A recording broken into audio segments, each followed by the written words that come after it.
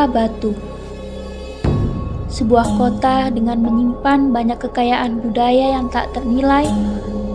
Disinilah tradisi kuno bertahan hidup dan berkembang.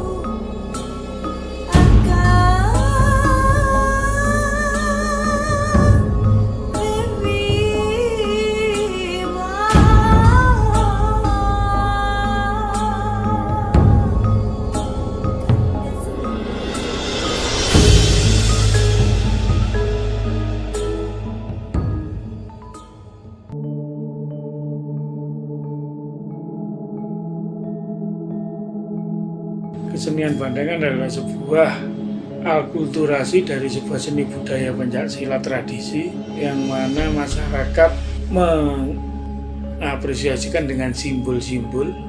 Dulu ada simbol-simbol, jadi karena dengan gerakan-gerakan pencak akhirnya memunculkan sebuah kesenian yang salah satunya dialkulturasikan Bandengan. Bandengan adalah sebuah simbol dari sebuah hewan yang punya filosofi dan punya sifat yang memang tangguh. Jadi bagaimana seorang pesilat itu punya ketangguhan, kekokohan, gerak dinamis, dan juga spiritual yang kuat. Nah, Banteng juga diawali, kalau kami dari masyarakat Batu melihatnya, di awal Banteng adalah dari bermunculan kebudayaan besar kerajaan-kerajaan zaman lalu. Salah satunya mulai dari Kerajaan Jenggolo, Kahuripan, Singosari, Mojopahit. Di sini kesenian-kesenian yang memang menunjukkan semangat-semangat kesatriaan ini biasanya diambil dari simbol-simbol hewan-hewan yang perkasa. Salah satunya Banteng. Banteng ini begitu menjadi sebuah kesenian marak dan menjadi sebuah seni tradisi yang di akhir di tahun-tahun ini menjadi sesuatu tren. Itu memang secara kesejarahan adalah folklore dan legenda masyarakat. Tapi bagi masyarakat tradisional agraris yang mana masyarakat ini mengambil sebuah simbol-simbol dari keteguhan untuk menjadikan sebuah kekokohan, ketahanan hidup dan pertahanan hidup. Ini mengambil dari simbol-simbol hewan yang ada, dan Banteng ini salah satunya menjadi tradisi Jawa. Ada kebo-keboan yang di Ponorogo dan yang lainnya, tapi itu setelah kerajaan.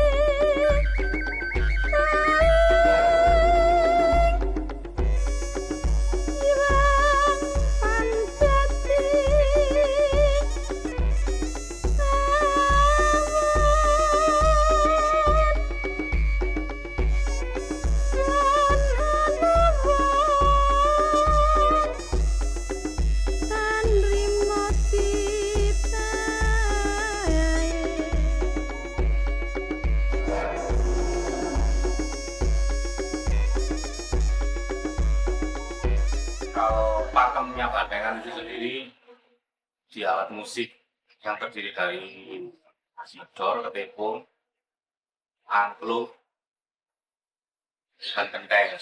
Itu pakemnya. Terus kalau unsur-unsur atau tokoh-tokoh atau objek yang ada itu mulai dari banteng, macan, sama bedesan atau monyetan. Kalau gerakan Bandengan sendiri itu ambil dari kuda-kuda silat. Nggak tahu kalau sekarang banyak yang berubah atau banyak yang geser dari nilai apa seni Bandengannya itu sendiri. Kalau dulu itu perkembangan dari pencak silat, jadi ambil kuda-kuda atau gerakan-gerakan yang ada di pencaksilat. Maka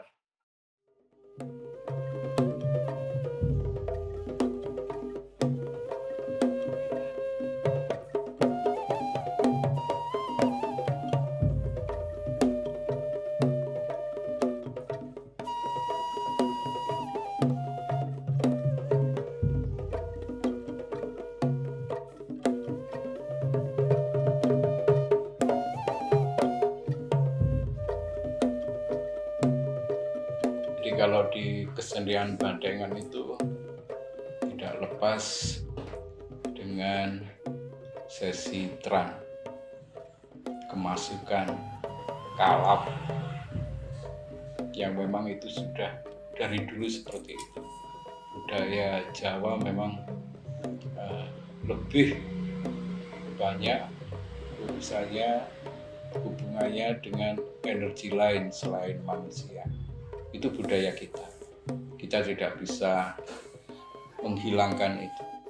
Kita tidak bisa, dan sampai sekarang masih berlanjut, masih dilakukan oleh orang-orang Bandengan.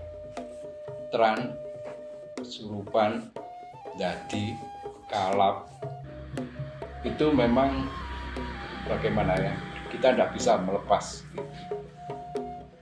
Saya pikir juga harus ada, kita tidak bisa menghilangkan, selain kalau misalkan dalam pertunjukan yang biasa-biasa, tapi kalau di Bandengannya sebenarnya sesi tran itu harus ada. Pemanggilan, kalau di Suku ya ada sesi pemanggilan, tapi ketika di puncak acara, biasanya ketika selesai kembangan, di puncak acara itulah pendekar memanggil energi itu supaya masuk ke pelaku kesenian Bandengan. Yang pegang banteng biasanya ya kemasukan banteng, ada macan, ada monyet yang tingkahnya memang seperti binatang-binatang itu. Kalau peran dalam kehidupan masyarakat, jadi kalau fase tahapan bisa kita lihat. Kalau zaman sekarang lebih ke hiburan, jelas sudah. Ketika kita buat pertunjukan kesenian Bandengan, tujuannya untuk menghibur masyarakat. Selain kita ada komunikasi khusus dengan leluhur-leluhur kita, tapi hampir misalkan 80%, 90% tujuan kita menghibur masyarakat untuk hiburan. Perkembangan kesenian Bantengan yang ada sampai saat ini telah mengalami perjalanan yang panjang dari masa ke masa.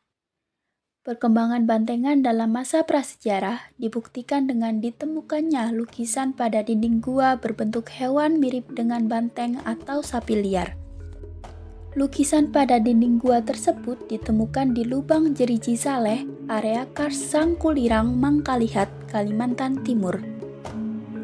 Kesenian Bantengan dalam masa prasejarah dianggap telah ada sebagai kepercayaan totemisme atau kepercayaan masyarakat primitif terhadap suatu binatang tertentu yang dianggap sebagai nenek moyang mereka. Masyarakat totemisme menunjukkan gerakan yang menyerupai binatang kepercayaannya dan dijadikan suatu tarian-tarian atau yang disebut dengan animal dance. Hal inilah yang membuat kesenian Bantengan dikategorikan sebagai animal dance, turunan dari sisa kepercayaan totemisme karena gerakan atau yang biasa disebut dengan solah banteng dalam pertunjukannya. Kemudian perkembangan Bantengan dalam masa Hindu-Buddha dibuktikan dengan relief yang ada pada Candi Jago, menceritakan terkait pertarungan antara harimau dengan banteng yang telah diadu domba oleh serigala. Dua hewan yang kuat fisik namun tidak pandai dalam berpikir berakhir menemui ajalnya dengan sia-sia menjadi korban hasutan oleh serigala. Cerita dalam relief Candi Jago ini menjadi sumber penafsiran beberapa tokoh sebagai cikal bakal terbentuknya kesenian Bantengan di Malang Raya. Perkembangan kesenian Bantengan pada masa Islam masuk ke Nusantara ditunjukkan dengan adanya akulturasi antara agama Islam dengan kesenian Bantengan itu sendiri. Bentuk akulturasi Islam dengan kesenian bantengan ditunjukkan melalui ritual suguh atau doa pembuka kepada Tuhan Yang Maha Esa sebelum pertunjukan bantengan digelar. Akulturasi dapat dilihat dari perubahan pembacaan mantra-mantra dan pemanggilan roh leluhur menjadi pembacaan doa, zikir, maupun basmalah yang mengambil dari ajaran Islam. Tujuannya tetap sama, untuk meminta keselamatan dan kelancaran pertunjukan. Kedatangan Islam ke Nusantara membentuk sebuah adaptasi baru dalam kesenian bantengan tanpa menghilangkan unsur lokal yang sebelumnya sudah ada. Pada masa kolonial, kesenian bantengan dilarang untuk dipertunjukkan secara bebas di depan masyarakat umum. Kesenian bantengan yang merupakan perkembangan dari pencaksilat dianggap sebagai simbol perlawanan masyarakat pribumi terhadap pemerintahan kolonial. Pada awalnya, kesenian bantengan dibuat untuk menarik perhatian pemuda agar melakukan perlawanan terhadap pemerintahan Belanda. Pemuda yang memiliki keberanian besar dibekali pencaksilat atau bela diri untuk melakukan perlawanan terhadap pemerintahan. Kemudian pada masa kemerdekaan, kesenian bantengan sudah menjadi pertunjukan hiburan rakyat yang menceritakan perlawanan terhadap penjajah yang datang ke Malang Raya. Perbedaannya sih sangat drastis saya rasa. Kalau dulu pemuda-pemuda dulu itu kekeh, jaim dan lain-lain, gengsi juga untuk ikut di kesenian bantengan. Tapi di tahun-tahun yang sekarang ini itu saya kaget juga ketika bantengan sangat booming dan menjadi trend center saat ini di Batu khususnya dan umumnya di Malang Raya. Jadi kalau filosofi Nusantara, filosofi Jawa, ajine raga saka busana, ajine diri saka lati, ajine bangsa saka budaya. Dan bagaimana seorang budayawan ini punya etika, punya peradaban, punya susila yang bagus yang bisa nanti disampaikan. Dan disinilah cabang-cabang kesenian dari olah alkulturasi itu tadi muncul. Tidak hanya langsung spontan. Jadi seorang budayawan menjadi pendeta ataupun menjadi mahguru dari para seniman. Dan para seniman ini juga nanti bisa mengkolaborasikan, membuat sebuah laboratorium kesenian. Nah di sini akhirnya generasi muda ini akan punya ruang berapresiasi, ruang berkesenian yang sangat bagus. Ini diperlukan sekali. Kalau pesan saya pada generasi sekarang, ayo kita tetap menghargai budaya bangsa. Itu aja. Terus kita tidak mempunyai tujuan merusak budaya Nusantara, misalkan dengan bentuk-bentuk transformasi di kesenian bantengan. Bolehlah kita ada perubahan-perubahan, tapi jangan sampai keterlaluan.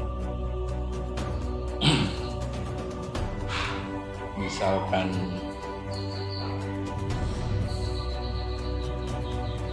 ada sedikit kelompok yang berusaha memasukkan adegan-adegan yang kurang senonoh, tidak senonoh dalam kesenian bantengan. Itu aja. Yang lain-lain silahkan. Jangan bosan-bosan atau jangan lelah untuk melestarikan kesenian yang merupakan warisan budaya bangsa. Dan sekarang bantengan pun juga sudah masuk ke warisan budaya tak benda di Indonesia. Jadi emang kalau kita sebagai generasi penerus harus meninggalkan atau tidak peduli dengan kesenian tersebut.